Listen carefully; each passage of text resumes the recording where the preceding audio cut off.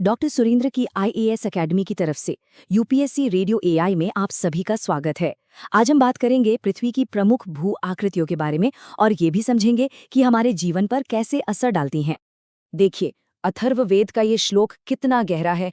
माता भूमि है पुत्रो हम पृथिव्याः। ये हमें याद दिलाता है कि पृथ्वी और इंसान का रिश्ता कितना पुराना और अटूट है। और सच कहूं तो यही रिश्ता हमारी आज की पूरी बातचीत का आधार है। तो जब हम अपनी दुनिया की सतह को देखते हैं तो मोटे तौर पर इसे 3 हिस्सों में बांट सकते हैं। ये हैं पर्वत, पठार और मैदान। हर एक की अपनी एक अलग कहानी है, अपनी अलग खासियत है और हर एक जीवन को अपने ही अंदाज में एक शक्ल देता है। तो आज हम क्या क्या देखने वाले हैं? सबसे पहले भू आकृतियों का एक ओवरव्यू लेंगे, फिर एक एक करके पर्वतों, पठारों और मैदानों की दुनिया में चलेंगे और हाँ, आखिर में परीक्षा के लिहाज से जो जरूरी बातें हैं उन्हें भी फटाफट दोहराएंगे। तो चलिए शुरू करते हैं। सबसे पहले ये समझते हैं कि आखिर ये भू आकृति या लैंडफॉर्म होती क्या है और भूगोल पढ़ते वक्त इसे समझना इतना जरूरी क्यों हो जाता है। देखिए, एक बात जो हमें हमेशा याद रखनी है वो ये है कि ये भू आकृतियां सिर्फ जमीन के बेजान टुकड़े नहीं हैं। नहीं, ये तो लाखों सालों में बनी हैं और आज भी लगातार बदल रही हैं। और इनका असर हमारे मौसम पर, यहाँ के पेड़ पौधों और जीव जंतुओं पर और यहाँ तक कि हमारे बसने के तौर तरीकों पर भी बहुत गहरा पड़ता है। चलिए अब अपनी पहली प्रमुख भू आकृति की तरफ बढ़ते हैं। बात करते हैं इन शानदार राजसी ऊंची जमीनों की, यानी कि पर्वतों की। तो पर्वत आखिर है क्या? बहुत ही आसान भाषा में समझें तो ये आसपास की जमीन से बहुत ऊंचा उठा हुआ एक हिस्सा है। इसका जो आधार है वो चौड़ा होता है और चोटी यानी शिखर नुकीला होता है। और जानते हैं, यही कुछ बातें हैं जो एक पर्वत को एक छोटी पहाड़ी से अलग बनाती हैं। अच्छा, एग्जाम के पॉइंट ऑफ व्यू से एक चीज बहुत जरूरी है, वो है युवा और पुराने पर्वतों का अंतर। जैसे हिमालय है, ये एक युवा पर्वत है जो आज भी लगातार ऊंचा हो रहा है, और दूसरी तरफ है अरावली। ये एक पुरानी पर्वत श्रृंखला है जो लाखों सालों के अपर्दन मतलब हवा पानी की मार से घिस कर अब काफी छोटी रह गई है। अब चाहे हम दुनिया की छत कहे जाने वाले माउंट एवरेस्ट की बात कर लें या फिर दक्षिण भारत की शान अनामुडी चोटी की, पर्वत कहीं भी हों, उस जगह के पूरे लैंडस्केप को एक अलग ही पहचान दे देते हैं। कमाल की बात तो ये है कि पहाड़ों की इतनी मुश्किल परिस्थितियों के बावजूद जीवन ने वहां भी खुद को ढाल लिया है। आपको वहां खास तरह के पेड़ पौधे जैसे देवदार और पाइन मिलेंगे। खेती करने के लिए बड़े ही अनोखे तरीके अपनाए जाते हैं। और हाँ, पर्यटन मतलब टूरिज्म भी वहां की अर्थव्यवस्था का एक बड़ा हिस्सा है। और इसी अनुकूलन का एक सबसे बढ़िया उदाहरण है ये सीढ़ीदार खेती। जरा सोचिए, पहाड़ों की खड़ी ढलानों को काट कर सीढ़ियां बना दी ताकि उन पर खेती हो सके। ये वाकई इंसानी इंजीन्यूइटी का एक बेहतरीन नमूना है। लेकिन हाँ, एक और पहलू भी है। पहाड़ों पर जिंदगी हमेशा आसान नहीं होती। ये चुनौतियों से भरी है। वहाँ हिमस्खलन मतलब एवलांच, भूस्खलन यानी लैंडस्लाइड और अचानक आने वाली बाढ़ का खतरा, ये सब हमेशा बना रहता है।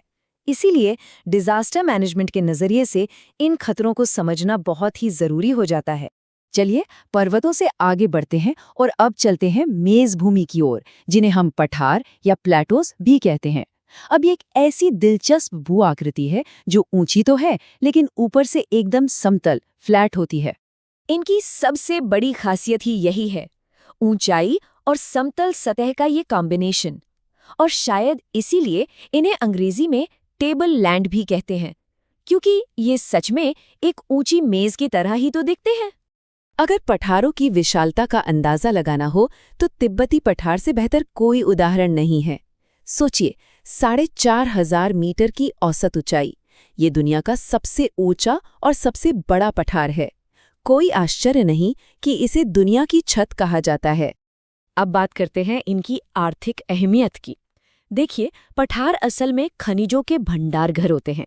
जैसे हमारे भारत का छोटा नागपुर पठार, ये लोहा, कोयला और मैंगनीज जैसे खनिजों से भरा पड़ा है। और यही वजह है कि माइनिंग यानी खनन यहाँ का एक बहुत बड़ा उद्योग है। और अब आते हैं हमारी तीसरी और आखिरी प्रमुख भू आकृति पर, यानी मैदान। ये वो वसी समतल इलाके हैं जिन्हें हम सभ्यताओं का पालना भी कह सकते हैं, क्योंकि इतिहास गवाह है सबसे ज्यादा बड़ी-बड़ी सभ्यताएं इन्हीं मैदानों में बसी और फली फूली। तो सवाल ये है कि ये मैदान बनते कैसे हैं? प्रक्रिया बहुत सरल है लेकिन बहुत ही महत्वपूर्ण है। होता ये है कि नदियां जब पहाड़ों से उतरती हैं तो अपने साथ ढेर सारी मिट्टी, रेत और गाद ले आती हैं। फिर जब ये समतल जमीन पर पहुंचकर धीमी होती हैं तो इस सारी उपजाऊ मिट्टी को वहीं जमा कर देती हैं। और बस यही मिट्टी इन मैदानों को खेती के लिए दुनिया की सबसे बेहतरीन जगहों में से एक बना देती है। ये जो सैटेलाइट तस्वीर हम देख रहे हैं, ये उत्तर भारत के विशाल गंगा के मैदान की है। ये सिर्फ जमीन का एक टुकड़ा नहीं है, ये भारत की एक बहुत बड़ी आबादी के लिए जीवन रेखा है। क्यों? क्योंकि यहाँ की उपजाऊ जमीन खेती और जिंदगी जीने के लिए एकदम परफेक्ट है। 40 करोड़, जरा इस संख्या के बारे में सोचिए। ये आंकड़ा अपने आप में बताता है कि मैदान इंसानी बस्तियों के लिए कितने ज्यादा महत्वपूर्ण है।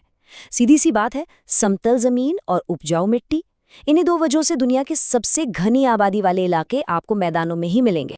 चलिए, तो अब तक हमने जो भी समझा उसे फटाफट रिवाइज कर लेते हैं ताकि परीक्षा के लिए सारे जरूरी पॉइंट्स दिमाग में बैठ जाएं। तो मोटी मोटी बातें क्या हैं? पहली, पर्वत यानी ऊंची खड़ी ढलानें जहां सीढ़ीदार खेती और टूरिज्म होता है। दूसरी, पठार यानी ऊंची समतल जमीन जो खनिजों के भंडार घर हैं, जैसे दक्कन का पठार। और तीसरी, मैदान मतलब निचले समतल इलाके जो नदियों की लाई मिट्टी से बने हैं और इसलिए खेती और घनी आबादी के केंद्र हैं। और जाते जाते एक बहुत जरूरी सवाल छोड़ जाते हैं जिस पर हमें सोचना है। हमारी अपनी गतिविधियां और साथ ही क्लाइमेट चेंज इन भूआकृतियों और इन पर बसने वाली सभ्यताओं को आने वाले समय में कैसे प्रभावित करेगा। यकीन मानिए, मेंस परीक्षा के लिए ये सोचने का एक बहुत ही महत्वपूर्ण एंगल है।